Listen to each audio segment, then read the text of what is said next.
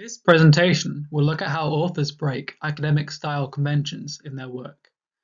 So firstly, I will briefly outline the readings that I am adding to the library before focusing on one particular work by Hilary Kremen and comparing it to others already present in the bibliography. So in briefly outlining the pieces that I am adding to the library, the first piece that I'm adding analyzes the contributions of several notable scholars to transrational theory. The second article is a discourse analysis of the Curriculum for Excellence in Scotland, exploring how often aspects of peace occur in this curriculum. The third explores case studies of teacher training and the professional and personal difficulties that this comes with in the United States and South Africa.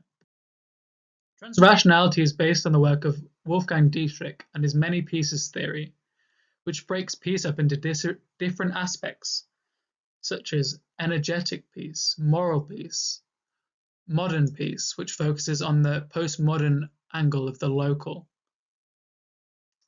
and also this extra element of transrationality, which takes the whole self from physical well-being to spiritual depth and everything in between. Kremen employs transrationality to tackle the crises she sees in peace education. These are legitimation, representation, and praxis.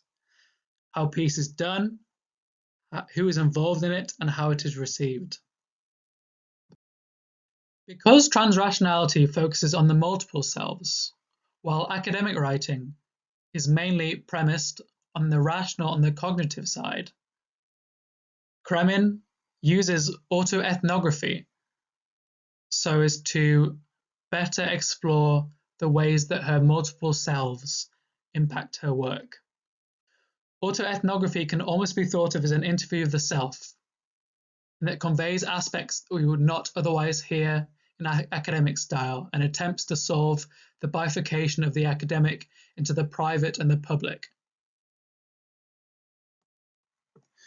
Kremen describes the struggle of a peace educator, the constant classroom trips with little tangible results at the end of it, the difficulties with being an outsider in everything you do, centered around several anecdotes. One, a seminal moment where a young boy apologizes to the rest of the class for bad language, causing others to do the same, and Kremen to recognize the potential of the classroom as a transformative space that can exist outside of time.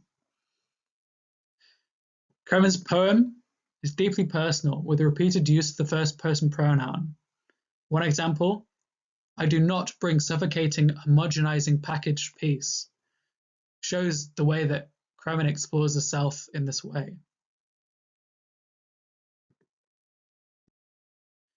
I want to discuss now two connections between Kremen's work and that of the library. Firstly, Crowley, whose personal essay on the arts of peace is framed using an anecdote. However, this anecdote does not form the foundational part of Crowley's argument quite in the same way that Kremen's autoethnography does. However, there are similarities in the way the two see peace. For example, on page 230, Crowley says, I want to open to my readers a realm where curiosity, tenderness, and ecstasy are the norm, which echoes the idea of transrationality as focusing on more than just the rationality of the human self. Secondly, Gordon, who's also a personal essay, this time on experiences with using literature in Education for Peace. So Education for Peace is quite similar to transrationality, and then it focuses on how the individual learns in ways that relate to conflict resolution and the self further than just the prevention of violence.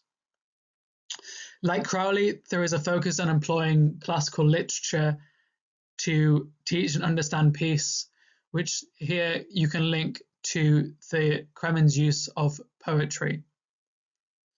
However, once again, there is not the same sense that anecdote is being used as a foundational sense in Gordon's argument here.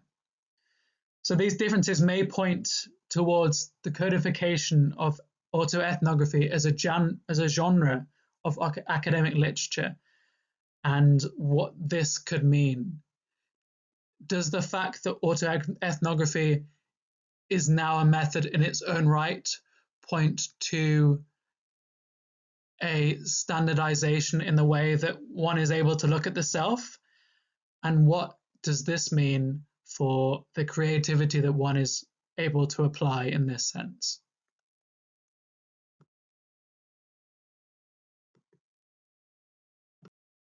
Thank you for listening.